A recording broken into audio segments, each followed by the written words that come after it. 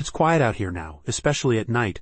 The cicadas hum their endless song, the frogs tune up their chorus, and sometimes, if you listen real close, you can hear an alligator calling out across the water. A lonesome sound it is, but a comforting one to me. This bayou, it's been my life, my blood, my breath, since I was a boy. 52 years I've walked these cypress knees, navigated these murky waters, felt the pulse of this land beneath my boots. And for a long time it was enough. More than enough. It was everything. I had a good life, you see, simple maybe by city folk standards, but rich in ways they'd never understand. My swamp tour business, Bayou Whispers, was small but authentic.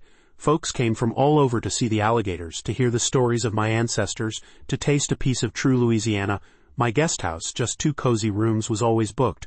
I had my fishing skiff, my nets, my peace. And I had Genevieve. Looking back, I guess there were signs like the slow creep of a tide you barely notice until it's washed away the shore.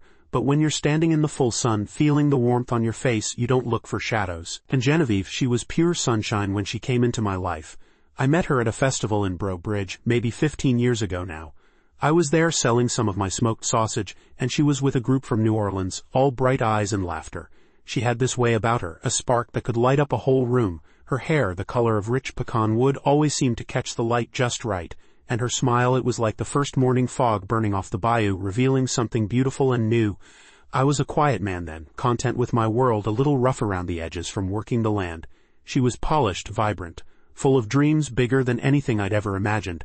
But she said she was tired of the city, yearned for something real, something rooted. She saw the beauty in my life, or so I thought. We fell in love fast and hard. It felt like the sudden, beautiful rush of a summer storm. She moved in with me, helped me expand the guest house, took over the bookings for the tours. She had a knack for it, a way with people, making them feel special. My business truly flourished with her touch. She brought a vibrancy, a sophistication to Bayou Whispers that I, in my plain-spoken way, couldn't have. We talked about our future, about growing the business, about making our little slice of paradise something more. She made me feel like I was capable of more than I ever believed. She was my partner, my lover, my best friend. Or so I believed, with every fiber of my being. The first hint of trouble, the first ripple in our placid waters, came about 1.5 years ago. Genevieve started talking about taking things to the next level. She'd say, "Silas, imagine if we had a proper lodge, a bigger fleet of boats. We could be the premier destination." My heart would clench a little. I loved our scale, our intimacy. That's what made us special, but she was so insistent, so full of this infectious enthusiasm, that I found myself swept along. Then Antoine arrived. She introduced him as a partner from New Orleans, a city developer who saw the potential in Bayou Whispers. My instinct screamed. I've always been wary of city folk, those slick-haired types with their fancy shoes and even fancier words, who look at a cypress swamp and only see dollar signs. Antoine was exactly that. He had a smile that didn't quite reach his eyes, and a handshake that felt like he was testing the strength of your bones. "Silas," Genevieve had purred, stroking my arm, "Antoine is going to help us. He understands how to make a business truly grow. We can't stay small forever, Cher. We need to expand for us." Her reassurances were like a balm to my unease, wrapping my distrust in the soft blanket of her love. "It's just business," I told myself. "She knows what she's doing. She's smart." And I trusted her, more than I trusted myself sometimes. Antoine started spending a lot of time around the property. He'd bring legal documents, always thick with jargon, for us to sign. Genevieve would sit with me, patiently explaining, or rather, summarizing them. "It's just an investment agreement, Silas. Standard stuff, nothing to worry about. It'll help us get the capital for the expansion." I'd squint at the fine print, my brow furrowed, but Genevieve would always have a hand on my shoulder, a reassuring squeeze. "Trust me, mon amour. I've read it all. It's good for us." How could I not trust her? She was my wife. Slowly, subtly, my voice in my own business started to shrink. Antoine would propose new, efficient ways of running the tours, ways that felt hollow and disconnected from the spirit of the bayou. He talked about maximizing guest experience by adding air-conditioned vehicles and paved pathways, things that would destroy the very essence of what I offered. I'd argue passionately. People come here to experience the wild, to get their boots muddy, not to be chauffeured around like they're at Disneyland. Genevieve would step in, smooth and calm. "Silas, darling, Antoine just wants to make sure we appeal to a broader market. We can still keep the authentic tours but offer options. Think of the revenue." She'd smile at me, a dazzling, impenetrable smile, and I'd feel a wall rising between us. My concerns were always met with her soft dismissals, her loving condescension. "You're so old-fashioned, Cher. Sometimes you just don't see the bigger picture." I started to feel foolish, like my deep connection to the land was a weakness, an impediment to our progress. My ideas were quaint, her ambitions were visionary. My gut, that old bayou gut that had kept me safe from snakes and gators for decades, screamed at me. But I silenced it. I told myself it was my fear of change, my stubbornness. She was just trying to better our lives. She was trying to better my life. The pressure built like the humid air before a storm. I felt like a stranger in my own home, a visitor in my own business. Antoine was everywhere, his presence a constant unsettling hum. He and Genevieve would spend hours in the guest house office, doors closed, whispering. When I'd walk in, they'd suddenly fall silent or switch to talking about some mundane aspect of the business. "Just going over the projections, Silas," Genevieve would say, her eyes a little too bright. My breath would hitch, a cold knot forming in my stomach. But I'd push it down. It was probably just me being paranoid. Right, there was one evening, maybe 5 months ago, that really stands out. Antoine had just left after another long meeting. Genevieve was in the kitchen, humming a tune I didn't recognize, clearing away some coffee cups. I'd caught a phrase Antoine used earlier, something about leveraging the property's assets, and it had sent a shiver down my spine. "Genevieve," I began, my voice thick with an unfamiliar anxiety. "What exactly does Antoine mean by leveraging our assets?" It sounded ominous. She paused, her back to me, then turned with that same dazzling smile. "Oh, Silas, you always jump to the worst conclusions. It's just business speak. He means using the value of our land to secure better loans for the expansion. It's how all big businesses grow. You want us to stay small and struggling forever." Her voice, though soft, had an edge, a hint of impatience I hadn't heard before. She came over, put her hands on my cheeks and kissed my forehead. "Don't you trust me? Don't you trust us?" I looked into her eyes, searching for something, anything that would soothe the growing dread. I saw only what I wanted to see: love, ambition, a shared future. I mumbled something about just wanting to understand, and she laughed. A light tinkling sound that now echoes in my memory like shattered glass. "You leave the understanding to me, my strong, simple bayou man. You just keep catching those gators." The words, meant to be endearing, felt like a cage closing around me. Simple, I was simple. And she was brilliant. That's what I told myself. The true breaking point wasn't a sudden explosion, but a quiet, chilling discovery. It was a muggy Tuesday morning, still dark, just before dawn. I was heading out to check my lines, a ritual as old as the bayou itself. I needed a specific lure, one I hadn't used in a while. A spinnerbait Genevieve had bought me years ago. I knew I'd put it in her tackle box, the one she used for fishing with the guests because it was bright and flashy. I opened the old green plastic box, rooting through the tangled lines and hooks. Beneath a tray of plastic worms, shoved deep in a corner, I felt something hard. Not a lure. I pulled it out. It was a phone. Not her regular phone, but a smaller, sleeker device I'd never seen before. My breath hitched. It was a black, nondescript smartphone, sealed tight. Why would she hide a phone? My hands were shaking as I held it. My mind raced, trying to find an innocent explanation. A work phone, for secret deals she was planning as a surprise, but the way it was hidden, my gut twisted into a cold, hard knot. I fumbled with it, my fingers clumsy with dread. It was locked, of course. I tried her birthday, my birthday, our anniversary. Nothing. Then, almost as a desperate whim, I typed in the 4 numbers that marked the year we bought this land. The year we officially became Dubois and Son, my family's legacy. It unlocked. The screen flared, blinding me for a second. Messages. So many messages. My eyes blurred, then snapped into focus. The name at the top of the chat was Antoine. My blood ran cold. The messages weren't about business. They were intimate, sickeningly so. Pet names, plans for secret meetings, suggestive emojis. My stomach churned, bile rising in my throat. It was an affair, a long-term affair. The air left my lungs in a ragged gasp. T-hen, I scrolled further and further. The messages became a horrifying tapestry of betrayal, weaving together the affair with something far more sinister. There were financial documents attached, screenshots of bank transfers, legal jargon discussing shell corporations and asset acquisition. My name, my land, my ancestral home, was mentioned over and over. Silas is too sentimental to see the bigger picture. He trusts you implicitly, mon cœur. The paperwork for the forced buyout is almost ready. We just need him to sign off on the last round of investment. My vision swam. Forced buyout, my land, my mind reeled, trying to piece together the fragments of what I was reading. It wasn't just an affair. It was a sophisticated scheme. They were planning to steal everything, to leave me with nothing but a broken heart and empty pockets. My entire life, my heritage, my future was being systematically dismantled by the woman I loved, by the man I'd welcomed into my home. I sat there on the porch swing, the phone clutched in my hand, the first faint light of dawn painting the sky. But for me, it was eternal night. The world, my world, was collapsing around me. The familiar sounds of the bayou, usually a comfort, now felt like a cruel mockery. The air grew thick, suffocating. I couldn't breathe. My chest burned, a searing pain unlike anything I'd ever felt. It was as if every cell in my body was screaming in protest, recoiling from the monstrous truth.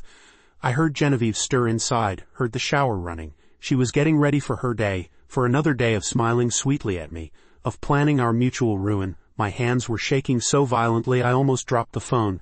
I wanted to scream, to rage, to smash everything in sight.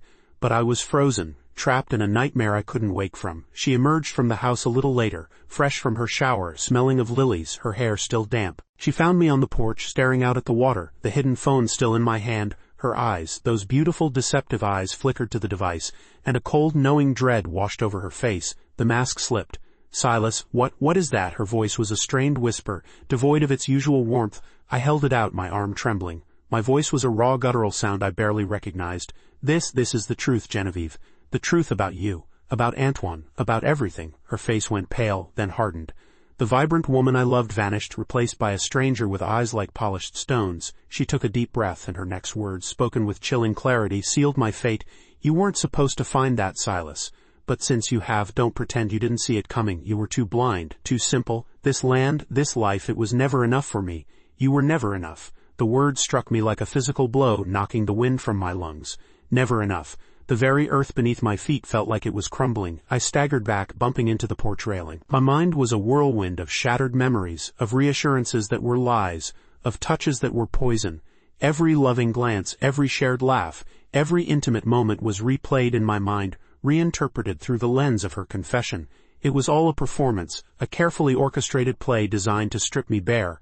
I don't remember much of the next few days, only flashes. The numb ache that settled deep in my bones. The taste of ash in my mouth. The way the bayou, usually my sanctuary, now felt like a vast lonely expanse, reflecting the emptiness inside me. I wandered the property like a ghost, unable to eat, unable to sleep, unable to even cry. The betrayal was so complete, so absolute, it had calcified into a solid block of pain in my chest. I saw her pack her things. She moved with a frightening efficiency, her movements devoid of any remorse. She even had the audacity to ask for things, to demand her share, as if she hadn't just tried to steal everything I had. I watched her go, watched her drive away, Antoine's car already waiting down the road.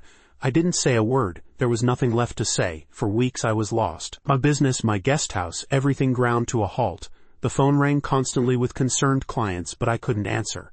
I just sat on my porch or walked aimlessly through the cypress groves, talking to the trees, to the spirits of my ancestors. I felt utterly foolish, a simpleton duped by a conniving witch. The shame was almost as unbearable as the grief.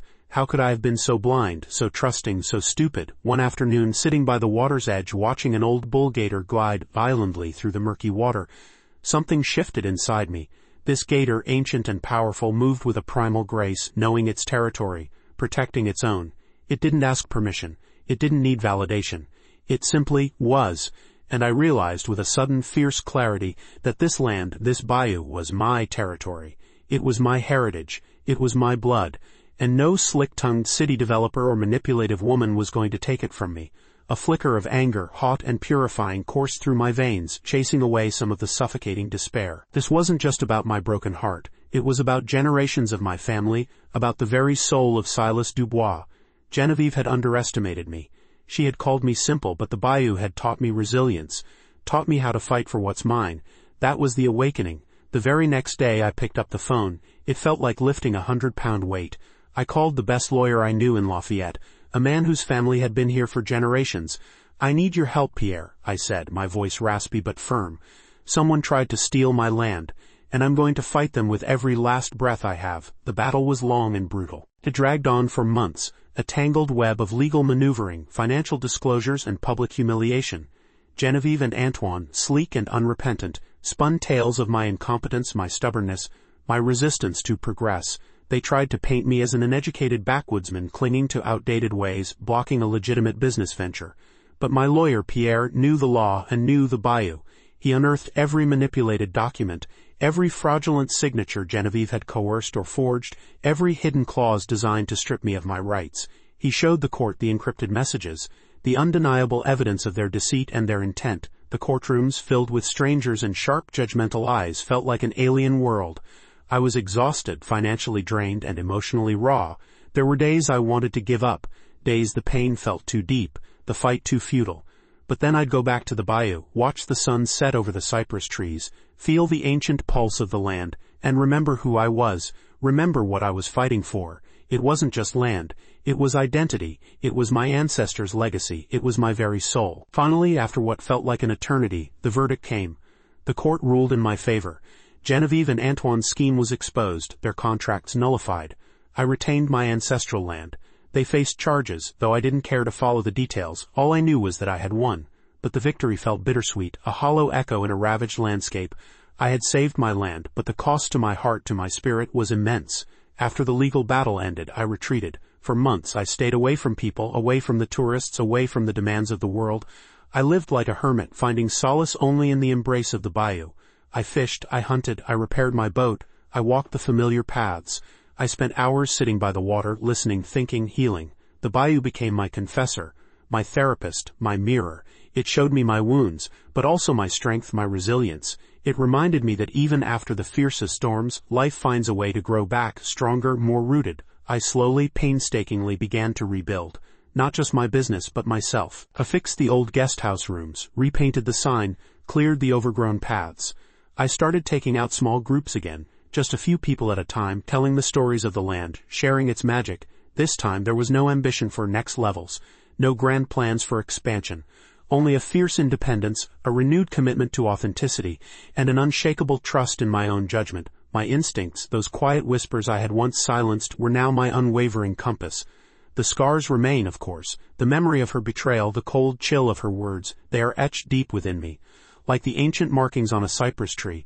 Sometimes when the evening light hits just right or a certain scent drifts on the wind, I still feel a pang, a ghost of the pain that once consumed me. I lost a part of myself, the naive, trusting part that believed in unconditional love. But I gained something too, a profound understanding of resilience, a deeper connection to my roots, and an unwavering belief in the immutable truths of this land. I learned that true wealth isn't measured in dollars or ambition, but in the quiet strength of your spirit, the integrity of your actions, and the sacred bond you have with the place you call home. The bayou is still quiet at night, still sings its ancient song, and I am here, older, wiser, and stronger than I ever thought possible. I am Silas Dubois, son of the bayou, and I am finally truly free.